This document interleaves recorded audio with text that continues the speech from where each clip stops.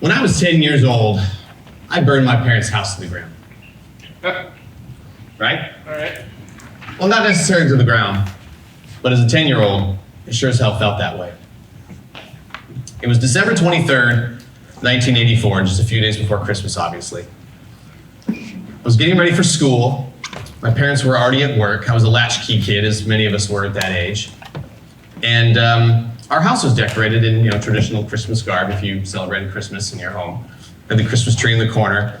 And my parents, the fashion icons that they were, we had these cinder block shelves with wood on them, right? Everybody had that in their house, I think, right? And on the shelves were some knickknacks and bits and baubles and some candles. And I thought, what better way to start a stressful day of 4th grade than light a few candles? So I went into the kitchen and I got the box of wooden matches. You guys remember those? And I came back out into the living room. And as I struck the match on the cinder block, the head of the match broke off and it twirled in the air and it landed on the Christmas tree. Now again, if you guys celebrated Christmas and you had a Christmas tree in your house, you probably got your Christmas tree just after Thanksgiving or at the beginning of December, and it was your job as the child to water the Christmas tree, which you never did. Before I could even think of what was about to happen, the tree was on fire. My 10-year-old brain says, get a towel. So I run into the kitchen and I grab a towel. I come back around the corner, the entire tree is engulfed in flames. The flames are dancing off the 8-foot ceilings of our traditional home. I'm gonna call 911. I run into the living room, around the chair, I go to the phone. It is so hot in this room that the phone is moving. I run out the door. I run down the snow-covered road to the first neighbor who I knew was home, Richard Long. You guys can laugh about that later. Took a second. Richard calls 911. We walk back up the street to Mary Banks's yard, and I sit and I watch as the fire department and the EMTs put out the fire in our house. My mom has got there from work. She worked just up the road. She had got there. My father was on his way home from work. The fire marshal actually called him. I grew up in a small town, so everybody knew everybody. Hey, your house is on fire. Shit. So about an hour or so later, I would find out that our family dog did not make it through the fire. Our cat did, but Dusty unfortunately perished. I don't really remember a lot that happened after that, to be honest with you. Take you back a little bit. I was adopted twice before I was 5 years old. Okay? So here I am, 10 years old, and I've got these counselors in my face. Why do you hate your parents? Why did you start this fire? I just wanted a candle. But I told them I didn't do it. Again, I don't really remember a lot of what happened after that. A lot of things are pretty, kind of gray for me. I know that we still had a Christmas. Some family friends down the road opened up their home to us and we still had a Christmas. Luckily, my parents were still the parents that hid the gifts in their room, which we of course all snuck in and saw. And so we still had a Christmas. I don't remember it. And a friend of my father's let us stay in his home for 67 days. And the reason I know it's 67 days is because my mom said that's how many days the insurance company had to pay to board our cat. So, again, I don't really remember much else after that. So, I would go on over the next 30 years to set a lot more fires in my life. Figuratively speaking, of course, I wasn't a narcissist. But, a lot of us as we grow up, we don't always hear the lessons we need to hear at the time we need to hear them. So we live our life from the level of understanding that our parents taught us. And so I found myself in a lot of fires throughout 30 years.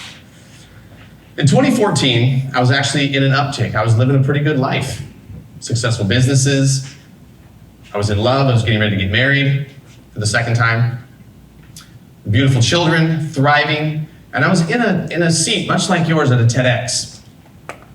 About 2 years prior to that, I had found the power of meditation.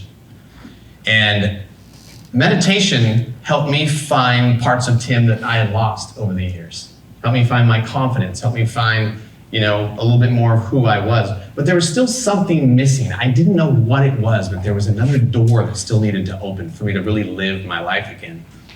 And so I'm sitting in this chair at TEDx, and I don't remember who the speaker was, but as some of you may be doing right now, I was thinking of something else while the speaker was talking. And I was like, meditation, mantras, like I need to come up with like a mantra for myself. So my lucky number is 5. I love anything 5. So I'm like, of course I'm gonna come up with 5 things. My mantra is gonna be 5 things. And I'm like, 5 things, what can I do? 5. I like things that match, like, so FIV, now shit, that's 4. FIV, these are gonna be for me, they're gonna be mine, they're gonna be my 5s. 5s, FIVES, I can do that, right? So I get to work again in my chair while this wonderful human's up telling his story. And I'm in my little book they give you, the field notes, you guys have those? And I'm writing down my 5s, and I'm like, well, what are they gonna be? They need to be about me, right? So I'm gonna do them for myself, so there's S. I need to value what I'm doing, so there's my V. I need to invest more in myself, my surroundings, the people around me. I need to envision, right? Every day I'm envisioning when I'm meditating. What's F gonna be? Forge, forget, fuck. No, that's not it. Forgive. Okay, that's right. Forgive, invest, value, envision, and self. And I apologize, I don't have these slides right here in my hand. And those were my 5s, and my 5s was born. And so I used my 5s to kind of restructure my life a little bit, give myself a daily mantra that every single day when I was starting to fall into my hole, starting to feel less than, all these things, I would bring myself back up with my 5s. And then, I would help teach these to my kids. I would, had a bit of a mentorship going with some of my employees. So it became kind of a staple around our house. Life was good. So then we fast forward to 2017.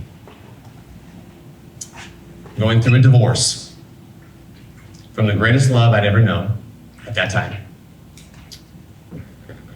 Times are super dark for me. I don't know why, but I always find myself sabotaging everything that starts to go good for me, right? So I come to a realization that I'm just sick of my own shit. I'm tired of living life the way that I had been living it, right? I wasn't happy. I had all of these great things going on around me, but I wasn't able to really see them. So I brought my 5s back into my life again, and I started utilizing them again, started thinking about them. Meanwhile, this whole time, I'm creating these 2 successful multi-million-dollar businesses. I don't know how, to be honest with you. I still look back now and I'm like, I don't know how the hell I did this. Because I'm in my head with all of these things, right? That's when I met John Michael Morgan. I needed another thing. I needed something. I needed someone to hold me accountable to these situations I kept getting myself into, this rut I kept finding myself in. Then, as many of you in this room know, as soon as you talk to John, you just can't help but love him, right? And so within a few conversations, John was like, you don't celebrate your wins. I'm like, what? He goes, dude, you're an amazing father. You've created these crazy businesses. You're an amazing dresser. He brings that up a lot, it's a little bit odd. You got to celebrate your wins. And I'm like, yeah, you're right. I need to celebrate my wins. I got all this badass stuff that I've done, right? Wait, no, I can't. No, I've still got all these things over here that are holding me back. Got all this guilt. Got all these just things in life that just, they get tethered to you that you don't realize are still sitting there. So I heard his words and I went back to thinking, I went back to my 5s again. Forgive, invest, value, envision, and self. And I started thinking, God, what? I'm valuing myself. Like for the first time, I'm really starting to love myself, right? I'm envisioning every day, again, I'm envisioning this great life that I have, and I have a great life. I love my life. I'm doing it for me first because I know that I'm the foundation, and if I'm not going to do it, nobody around me is going to do it, right? My kids aren't going to do it, my friends aren't going to do it, my employees aren't going to do it. It all starts with me. I'm investing every single day in myself, my business, my children, my friends, my relationships. What am I not doing? The very foundation of my 5s is forgive. Forgiveness was the foundation of my future. Forgiveness was the one thing that I was not allowing myself to have to be able to move on with my life. Meanwhile, the universe was still providing. The universe was still giving me all these opportunities to win. But I wasn't allowing myself to believe them because I was, saddled with all this guilt. So then fast forward a little bit more. John calls me and he says, hey, I think we're going to do ACHIEVR 2. He says, I want you to come be the MC. Okay, let's do this. He goes, I really want your energy there. People are going to love you. I'm like, okay. He says, I want you to interview me on stage. Okay, yeah, let's do this. Now I'm excited, right? Like I love John and I's one-on-one. We just have this chemistry that's really great. I love about him. And then he says, I want you to speak. Huh? About what? He goes, I don't know, let's figure it out. I want you to be on that stage. So we started writing down all the ideas, right? And of course, the first one that comes to mind is what? What all business owners share? Resilience. Oh, you're so resilient. And I'm like, yeah, let's do resilience. And we start going back and forth. And I'm like, no. Every time you open a book, every time you see a motivational video, anything, it's always about resilience, right? It's always about how everybody overcame all of the stuff. But nobody ever talks about the steps that it took to get to that point. I'm like, no, John, I don't want to do resilience. I'm not sure yet, but let me think on this for a little bit. I'll get back to you. So I went back to my 5s. Forgive, invest, value, envision, and self. And I started thinking about these things. How did these things change me? How did these 5s, how did they mold who I am today? What has happened in my life that's allowed me? What's had the most impact for me to really have clear vision in who and what I am now? And it was forgive. The first thing that popped in my mind is I started to live my life when I began to forgive things. The last couple of years, I've been working on forgiveness. I've been going through the list of all these past things. Well, that one doesn't matter. Well, that one's kind of a big deal. I should probably think about that one for a bit. And one by one, everything that I was able to let go, I just felt the weight come off my shoulders. I felt myself able to live again. I felt joy for the first time in 45 years. How crazy is that to hear? So, as I'm thinking about these wins that John's trying to get me to celebrate, and I'm thinking about this forgiveness I'm going through, I realized that I was never taught how to forgive. In my childhood, I was never taught, I just was never taught how to forgive. I don't even know how to explain that one. But I now knew the impact of forgiveness because I could feel it every single time I would go through a scenario. So I went back and I talked to my parents about the fire.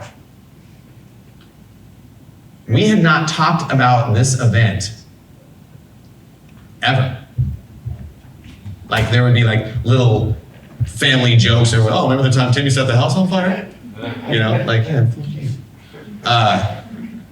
But we never talked about it. And we had a real adult conversation. For the first time in my adult life, I had a real adult conversation with my parents. All 3 of us were in tears. My mom told me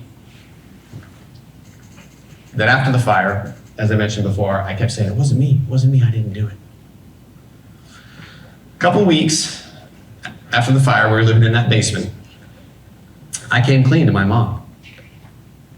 I said, fine, I did it, I set the fire. Do I have to leave now? Are you gonna kick me out?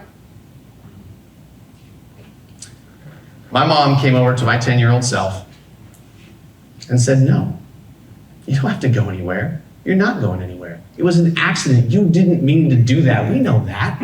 We forgive you. What?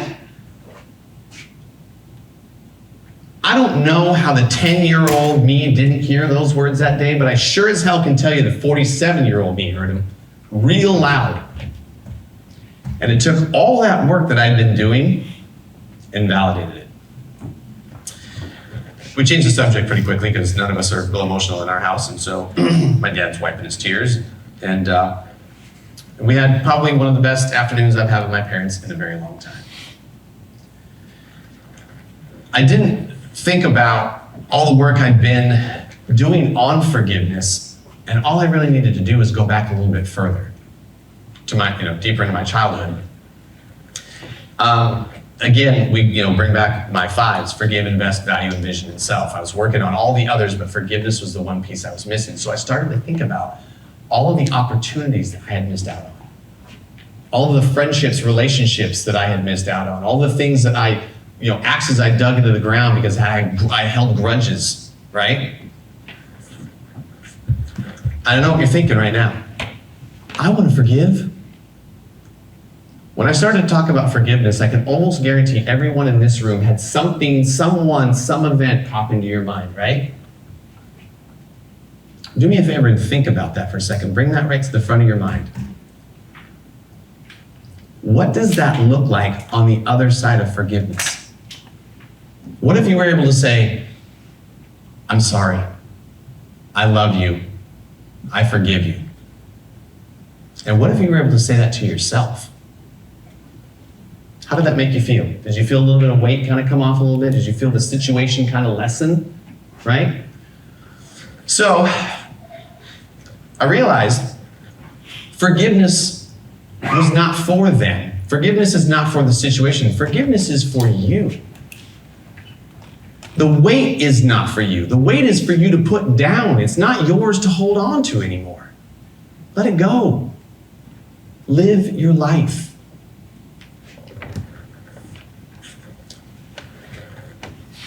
If you take a list of 10 things, and I'm not going to make you write it down, but I can almost guarantee you, if you pull 10 things that you needed to be forgiven or forgive for, I can almost guarantee you half of those, they don't matter. You've held on to them, they've taken up space in your brain and in your head for no reason whatsoever. And they've caused you a lot of pain that you don't need to hold on to anymore. So I can't be on this stage today and not create a deliverable, right? So I came up with a few steps to forgiveness. 5 steps of forgiveness. Bet you didn't see that one coming. So, step 1, write it down. There's a lot of speakers here that talked about the power of journaling, right? I think we all agree the power of journaling. Write it down. Get it out of your head, man. It doesn't belong in there. It's taking up space. It's not paying rent. It's banging around in there making white noise you don't need to hear anymore. Get it out of your head. Once you get it on that paper, again, you're going to realize a lot of that stuff that's been banging around in there doesn't matter. Get that stuff off the list. The little stuff, maybe just look at it for a second. Okay, all right, get it off the list. What you're left with is the meat. That's the stuff that needs the work. Okay? Step 2, you're going to decide, are you the forgiver or are you the forgiven? A lot of different scenarios there if you think about that, right? How many people have wronged you? How many people have done something to you and you just have this grudge? Oh, you son of a... Does it really matter? Step 3, if you are the forgiver, if you're the person who needs to forgive someone for something that they did to you, something they said to you, some event that happened that you just can't let go of, first and foremost, you need to realize, or think of, how important is this person? How important is this situation to me? Is it worth investing the time in this situation to try to extrapolate an apology from this person? And understand and be okay with the fact that you may not ever get that apology. But remember what we talked about before. Forgiveness is not for them. Forgiveness is for you. Do what you got to do. Forgive them. Step 4, if you are needing to be forgiven, if you did something, if you created a situation that you're looking for forgiveness for, again, you need to decide, how important is this situation for me? Can I go within myself and find it in myself to forgive myself and move on? Or do I need the forgiveness from that person? Understanding that you may not ever get it. It might not ever show up for you. You have to take accountability. Are there arrears? Is there an apology I need to give? Is there something I need to do to fix this relationship? And if there is, then activate it. Take care of it, handle it. And the best of all, step 5, let it go. That piece of paper that you wrote all this stuff on, burn it. Shred it. Crumple it up, throw it in the river. Actually, don't throw it in the river. That's littering. And actually, don't burn it, because I'm not trying to create arsonists here. How about we just shred it, okay? Let's take the piece of paper and we're gonna shred it. As it's going through the shredder, you're just gonna be like, later, dude. I'm done with you. How's that make you guys feel to think about? A little bit of weight off? The other thing I want you to think about too, and one last point I'll make is, what can forgiveness do to others?